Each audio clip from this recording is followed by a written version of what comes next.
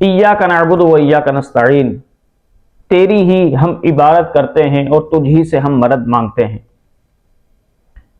تو عبادت اللہ رب ذوالجلال کے علاوہ کسی کی جائز نہیں ہے، عبادت فقط میرے رب کی ہے۔ اور پھر آگے فرمایا گیا وَإِيَّاكَ نَسْتَعِينُ، اور تجھی سے ہم مدد چاہتے ہیں۔ تو حقیقی مدد اللہ رب ذوالجلال کی ہی ہے، اللہ رب ذوالجلال کے علاوہ حقیقی مدد کسی کی بھی نہیں۔ لیکن مجازی مدد جو مخلوق کرتی ہے وہ حقیقتاً اللہ کے اذن سے ہی مدد کرتی ہے، اللہ کے اذن کے بغیر کوئی شخص کسی کی مدد نہیں کر سکتا۔ لیکن اگر کوئی شخص اس نیت سے اللہ کے علاوہ کسی سے مدد مانگتا ہے کہ یہ اللہ کے اذن سے مدد کریں گے اور اللہ کے ذات کے مظہر ہیں یہ، تو پھر اس نیت سے اللہ کے علاوہ کسی اور سے مدد مانگنا بالکل جائز ہے، اور یہ عین اسلامی تعلیمات کے مطابق ہے، کیونکہ قرآن نے بھی ہمیں جا بجا یہ تعلیم دی ہے کہ آپ اللہ کے علاوہ بھی مدد مانگ سکتے ہو۔ دیکھیں سب سے بڑی دلیل کیا ہے، اگر آپ حضرت سلیمان علیہ السلام کا واقعہ پڑھیں گے تو اس واقعے کے اندر آتا ہے کہ ایک مرتبہ حضرت سلیمان اپنے دربار میں بیٹھے ہوئے تھے، تو حضرت سلیمان علیہ السلام نے کہا قال یا ایھا الملأ ایکم یاتینی بعرشھا قبل ان یاتونی مسلمین، کہ اے میرے پاس بیٹھنے والو، تم میں کون ہے جو اس کے تخت کو اٹھا کر لے کر آئے قبل اس کے کہ وہ مطیع ہو کر یہاں پہنچ جائے۔ دیکھیے حضرت سلیمان علیہ السلام نے اپنے درباریوں سے مدد طلب کی، تو پھر قرآن کہتا ہے کہ ایک عفریت جن تھا، وہ کہنے لگا قال عفریت من الجن انا آتیک بہ قبل ان تقوم من مقامک وانی علیہ لقوی امین، کہ ایک عفریت جن بولا اے سلیمان علیہ السلام، جس جگہ آپ بیٹھے ہیں یہ مجلس ابھی برخاست نہیں ہوگی کہ اتنی دوری سے تخت میں حاضر خدمت کر دوں گا۔ کیوں؟ انی علیہ لقوی امین، کہ میں ایسا کر سکتا ہوں اور میں طاقتور ہوں۔ حالانکہ حضرت سلیمان اور ملکہ بلقیس کے دربار کے درمیان مسافت 2 مہینے کی تھی، یعنی 2 مہینے کا سفر تھا، لیکن وہ عفریت جن کہنے لگا آپ اپنی مجلس کو برخاست نہیں کریں گے بلکہ اس سے پہلے میں آپ کی بارگاہ میں تخت لے آؤں گا۔ تو حضرت سلیمان علیہ السلام نے کہا کہ نہیں، مجھے تو اس سے بھی جلدی چاہیے۔ پھر قرآن کہتا ہے کہ قال الذی عنده علم من الکتاب، پھر ایک ولی بولا جس کے پاس کتاب کا علم تھا، وہ کہنے لگا انا آتیک بہ قبل ان یرتد الیک طرفک، اے سلیمان علیہ السلام، آپ کی آنکھ جھپکنے سے پہلے میں ملکہ بلقیس کا تخت حاضر خدمت کر دوں گا۔ جب حضرت سلیمان نے اس کو اجازت دی تو پھر آصف بن برقیہ نے حضرت سلیمان کی آنکھ جھپکنے سے پہلے وہ تخت حاضر خدمت کر دیا۔ اللہ اکبر۔ اب دیکھیں حضرت سلیمان نے اپنے درباریوں سے، اپنے اصحاب سے مدد طلب کی اور انہوں نے مدد کی، تو معلوم یہ ہوا کہ اللہ کے غیر کے علاوہ بھی مدد مانگنا ناجائز نہیں ہے بلکہ جائز ہے، اس لیے کہ سب سے بڑے توحید کے علم بردار تو اللہ کے نبی ہوتے ہیں، اور توحید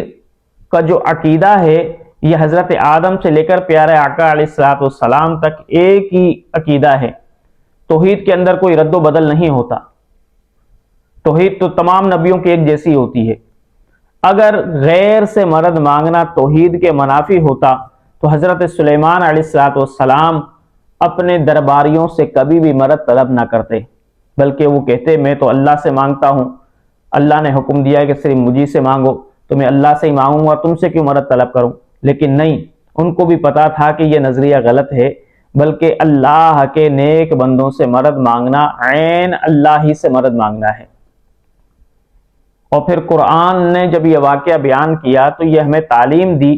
کہ اللہ کے نیک بندوں سے بھی مدد آپ مانگ سکتے ہو، اور اللہ کے نیک بندے اللہ کے اذن سے مدد کرتے ہیں، جس طریقے سے آصف بن برقیہ نے حضرت سلیمان علیہ السلام کی مدد کی۔ اور پھر قرآن نے ہی ہمیں یہ تعلیم دی کہ جب حضرت سلیمان علیہ السلام کی امتی کی یہ طاقت ہے تو پھر سوچیں کہ اس امتی کے نبی کی کیا طاقت ہوگی۔ تو معلوم ہوا کہ غیر سے مدد مانگنا ناجائز نہیں ہے بلکہ جائز ہے۔ اسی طریقے سے دوسرے مقام پر آپ حضرت ذوالقرنین علیہ السلام کا واقعہ اگر سورہ کہف میں پڑھیں گے تو وہاں پر آتا ہے کہ فَأَعِينُونِي بِقُوَّةٍ کہ حضرت ذوالقرنین علیہ السلام کے پاس کچھ لوگ آئے، حضرت ذوالقرنین کی قوم کے ہی۔ تو وہ حضرت ذوالقرنین کے پاس آئے، وہ کہا کہ ہم جس علاقے کے اندر رہتے ہیں وہاں پر یاجوج ماجوج آتے ہیں اور ہمیں تنگ کرتے ہیں، ہماری کھیتی باڑی کو نقصان پہنچاتے ہیں، تو آپ اللہ کے نبی ہیں، آپ ہمارے اور یاجوج ماجوج کے درمیان ایک دیوار قائم کر دیں تاکہ وہ ہمارے پاس آ ہی نہ سکیں۔ تو حضرت ذوالقرنین نے ان سے کہا کہ تم ایسا کرو، میری مدد کرو صرف قوت کے ساتھ، باقی مال مٹیریل سب کچھ میرا ہی ہوگا، تم صرف میری مدد کرو۔ جب تم میری مدد کرو گے تو میں تمہارے اور ان کے درمیان ایک دیوار قائم کر دوں گا تاکہ وہ تم تک پہنچ ہی نہ سکیں گے۔ تو انہوں نے قوت کے ساتھ حضرت ذوالقرنین علیہ السلام کی مدد کی اور حضرت ذوالقرنین علیہ السلام نے وہ دیوار قائم کر دی۔ تو حضرت ذوالقرنین نے بھی لوگوں سے مدد طلب کی۔ اگر اللہ کے علاوہ مدد طلب کرنا ناجائز ہوتا تو حضرت ذوالقرنین علیہ السلام تو اللہ کے نبی تھے، وہ کبھی بھی غیر سے مدد طلب نہ کرتے۔ وہ بھی کہتے میں اللہ سے مدد طلب کرتا ہوں کیونکہ اللہ کے علاوہ تو مدد مانگنا جائز ہی نہیں ہے، لیکن انہوں نے اللہ کے علاوہ مدد طلب کی تو معلوم ہوا کہ مجازی مدد طلب کرنا یہ ناجائز نہیں ہوتا بلکہ جائز ہوتا ہے۔ اب اسی طریقے سے حدیث کی طرف آ جائیے تاکہ آپ کو یہ نظریہ واضح ہو جائے کہ حقیقی مدد اور مجازی مدد کے اندر فرق ہے۔ اور ایاک نعبد و ایاک نستعین میں جو مدد کا تذکرہ کیا گیا ہے کہ ہم تجھی سے مدد طلب کرتے ہیں، تو وہاں پر مدد سے مراد حقیقی مدد مراد ہے،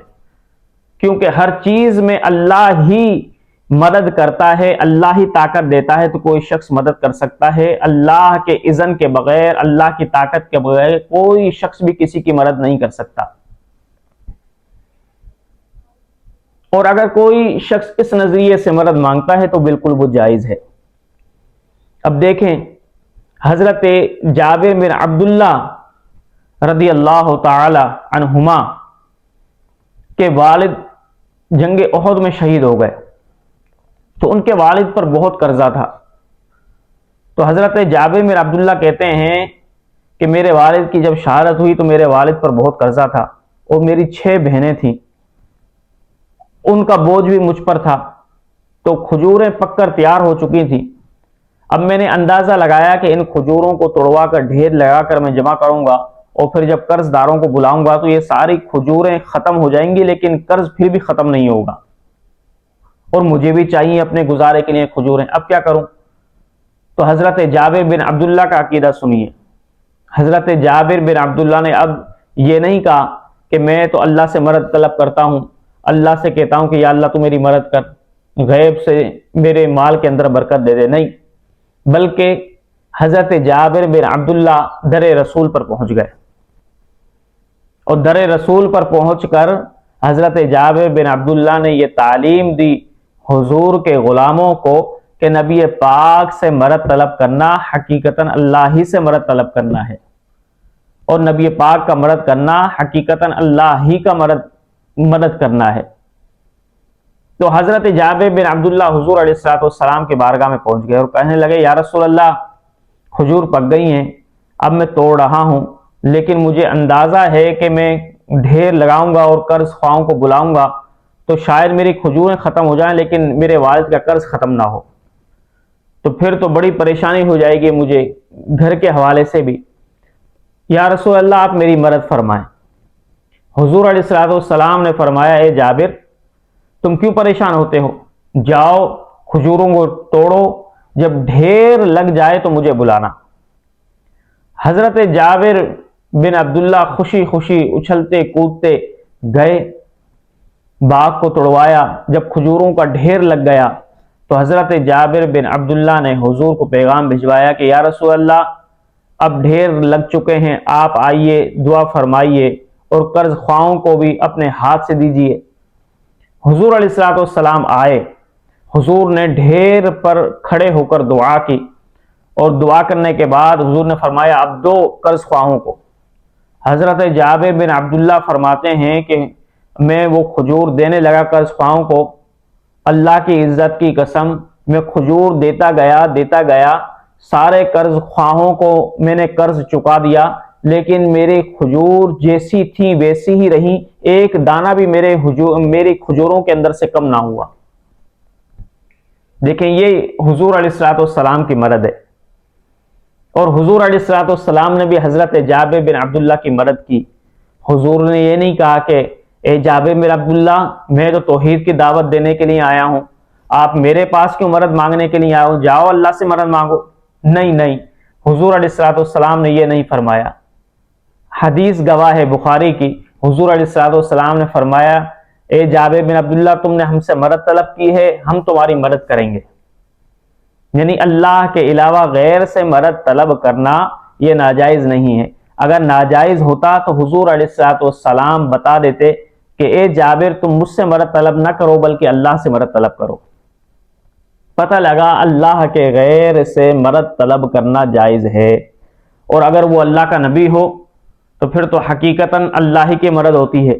نبی کی مدد کرنا اللہ ہی کی مدد کرنا ہوتی ہے۔ اللہ کے ولی ہوں تو اللہ کے ولیوں کی مدد کرنا حقیقتاً اللہ ہی کی مدد ہوتی ہے۔ اب بعض لوگ جب ان روایات کو پڑھتے ہیں تو پھر وہ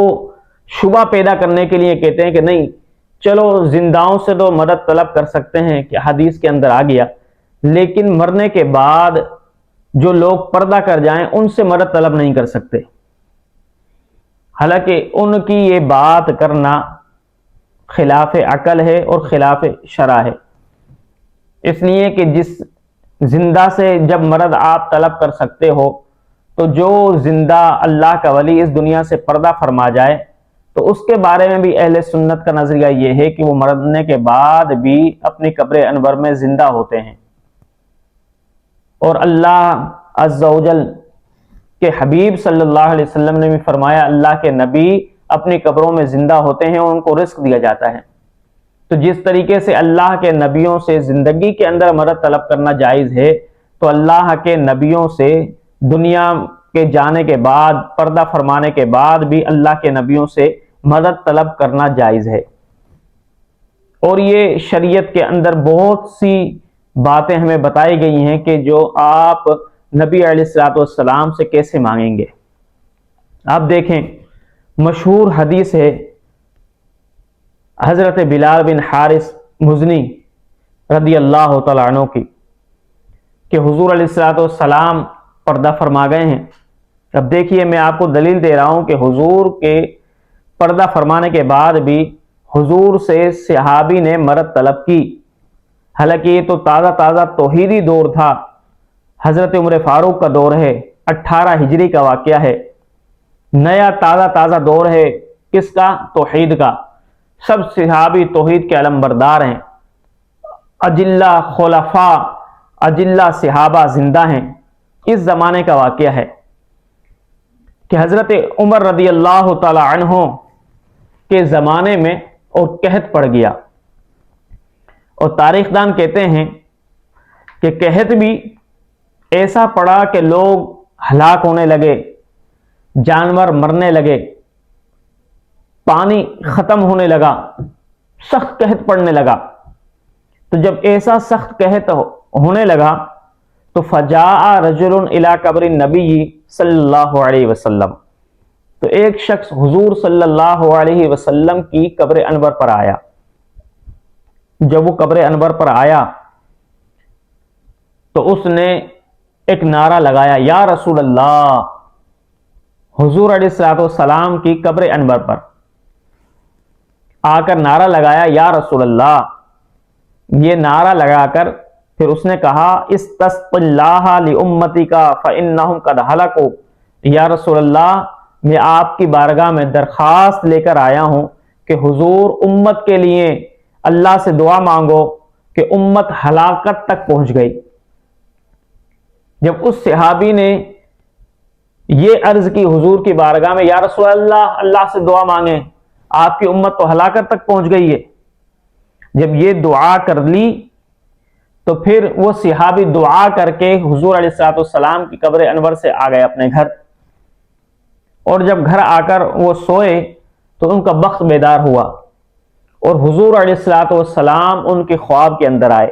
حدیث کے الفاظ ہیں آتاہ رسول اللہ صلی اللہ علیہ وسلم فی المنام، کہ سرکار دو عالم صلی اللہ علیہ وسلم خواب میں تشریف لے آئے، اور جب خواب میں آئے تو حضور علیہ الصلوۃ والسلام نے فرمایا اے بلال ایتی عمرہ، عمر کے پاس جاؤ، فَأَقْرِئُوهُ مِنَّ السلام، اور اس کو میرا سلام کہو۔ کس کو؟ حضرت عمر کو میرا سلام کہو، اور انہیں خبر دو کہ بارش ہو جائے گی، میں اس بات کا ضامن ہوں۔ وہ صحابی جلدی سے اٹھے اور حضرت عمر رضی اللہ تعالیٰ عنہ کی بارگاہ میں پہنچے۔ حضرت عمر رضی اللہ تعالیٰ عنہ کو پوری بات بتائی کہ میں حضور کے روضہ انور پر گیا اور میں نے حضور سے مدد طلب کی، اور میں نے حضور سے کہا، عرض کی کہ یا رسول اللہ آپ کی امت ہلاکت کے قریب ہے، اپنی امت کے لیے دعا کریں کہ اللہ رب الجلال بارش کا نزول کرے، اس قحط کو دور کرے۔ تو میں نے یہ دعا کر جب گھر آ کر سویا تو حضور علیہ الصلوۃ والسلام خواب میں آئے، اور حضور نے فرمایا جاؤ عمر کے پاس، عمر کو میرا سلام کہو، اور عمر کو کہو کہ بارش ہو جائے گی، لیکن میرا یہ پیغام دینا کہ عمر سے کہو کہ ہوش مندی سے حکومت کرے۔ اب حضرت عمر رضی اللہ تعالی عنہ نے جب یہ سنا تو حضرت عمر نے کہا یا اللہ تو جانتا ہے کہ میں تیرے دین اسلام کی حفاظت کے لیے جتنی کوشش ہو سکتی ہے میں کرتا ہوں، اور تیرے دین کے لیے میں اپنی جان کو بھی خرچ کرتا رہتا ہوں، اور جتنی میری طاقت ہے اس طاقت کے مطابق میں تیرے دین کی خدمت کرتا ہوں اور کرتا رہوں گا۔ اب مفسرین فرماتے ہیں اس حدیث پر بحث کرتے ہوئے، دیکھیں کہ اگر حضور علیہ الصلوۃ والسلام اس دنیا سے پردہ فرما گئے ہیں، پردہ فرمانے کے بعد اگر مرنے کے بعد کسی سے مدد مانگنی ناجائز ہوتی تو حضرت بلال بن حارث مزنی حضور علیہ الصلوۃ والسلام کے روضہ اطہر پر جا کر حضور سے کبھی بھی مدد نہ مانگتے،